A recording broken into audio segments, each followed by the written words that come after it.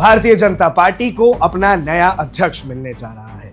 BJP में हो रहा है एक बड़ा ऑर्गेनाइजेशनल चेंज। ट्यूसडे 20 जनवरी 2026 को नितिन नबीन ऑफिशियली बीजेपी के नए प्रेसिडेंट का चार्ज संभालने वाले हैं, नए अध्यक्ष बनने वाले। जेपी नड्डा के बाद पार्टी की कमांड अब एक ऐसे लीडर को दी जा रही है जो एज वाइज तो युवा है, लेकिन ऑर्गेनाइजेशनल और गवर्नेंस दोनों का सॉलिड एक्सपीरियंस है। नितिन नबीन का अपॉइंटमेंट बीजेपी के अंदर एक क्लियर जेनरेशनल शिफ्ट के तौर पर देखा जा रहा है, लेकिन सवाल यह है कि नितिन नबीन आखिर है कौन।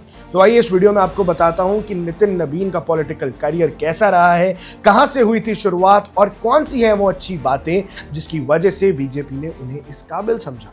नितिन नबीन बिहार के पटना से बंकीपुर असेंबली कॉन्स्टिट्यूएंसी के 5 बार के एमएलए रह चुके हैं। स्टेट पॉलिटिक्स में उनकी पहचान एक विनेबल और ग्राउंड कनेक्टेड लीडर की है और बिहार गवर्नमेंट में वो रोड कंस्ट्रक्शन और अर्बन डेवलपमेंट जैसे की पोर्टफोलियो संभाल चुके हैं, जहां उनका फोकस हमेशा एग्जीक्यूशन और विजिबल इंफ्रास्ट्रक्चर पर रहा। यानी बिहार को डेवलपमेंट की राह पर चढ़ाने के लिए, तरक्की की राह पर चढ़ाने के लिए उनका बेहद अहम योगदान रहा। पॉलिटिक्स में उनकी एंट्री 2006 में हुई थी, जब उन्होंने अपने फादर लेट नबीन किशोर प्रसाद सिन्हा जी, जो खुद एक सीनियर बीजेपी लीडर और एमएलए थे, उनकी लेगेसी को आगे बढ़ाया था और ऑर्गेनाइजेशन से लीडरशिप तक का सफर तय किया था। अब दर्शकों, नितिन नबीन सिर्फ इलेक्टोरल लीडर नहीं है, बल्कि एक स्ट्रॉन्ग ऑर्गेनाइजेशन मैन के तौर पर भी जाने जाते हैं। वो ऑर्गेनाइजेशन को हमेशा प्रायोरिटी देते हैं।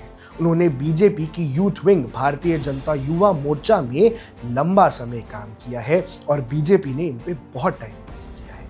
यहाँ वो बिहार के स्टेट प्रेसिडेंट भी रहे हैं और बाद में नेशनल जनरल सेक्रेटरी भी रहे हैं और इसी फेज ने उन्हें नेशनल लेवल ऑर्गेनाइजेशन का एक्सपोजर दिया। उन्होंने इस पार्टी की युवा विंग को लीड किया हुआ है और अब मेन पार्टी को लीड करने के लिए भी तैयार है। और साथ साथ जो पॉलिटिक्स को ग्राउंड से समझने का मौका है वो शायद किसी और नेता के पास नहीं है।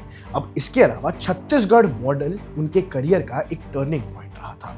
उनके पॉलिटिकल करियर का ये मेजर पॉइंट इसलिए था क्योंकि उन्हें बीजेपी का छत्तीसगढ़ को इंचार्ज बनाया गया था और सोर्सेस के मुताबिक कांग्रेस रूल छत्तीसगढ़ में बीजेपी की कमबैक स्ट्रैटेजी में नितिन नबीन की ऑर्गेनाइजेशनल प्लानिंग का एक बहुत बड़ा रोल था। कांग्रेस को छत्तीसगढ़ से हटाने की जो स्ट्रैटेजी थी वो काफी सक्सेसफुल रही और इस सक्सेस के बाद ही central leadership PM Narendra Modi और अमित शाह जी के ट्रस्ट सर्कल में इनकी पोजीशन स्ट्रांग हुई।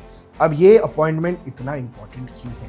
मिड 40s में वर्ल्ड की लार्जेस्ट पॉलिटिकल पार्टी का प्रेसिडेंट बनना ये क्लियरली दिखाता है कि बीजेपी 2029 और उसके बाद के इलेक्शंस में ध्यान रखकर ही प्लानिंग कर रहा है। वो मोदी जी के बाद कौन आएगा इस बारे में विचार कर रहे हैं और साथ साथ अपनी फ्यूचर स्ट्रैटेजी के लिए अब एक युवा नेता को अध्यक्ष बनाया। पार्टी सोर्सेस का मानना है कि नितिन नबीन के टेन्योर में ऑर्गेनाइजेशन में ज्यादा यंग फेसेस को प्रमोट किया जा सकता है और इसका इम्पैक्ट मोदी गवर्नमेंट के रीशफल में भी दिख सकता है। यानी अब मोदी गवर्नमेंट की जो रीशफलिंग होगी इसमें भी काफी चेंजेस आपको दिखने को मिल सकते हैं।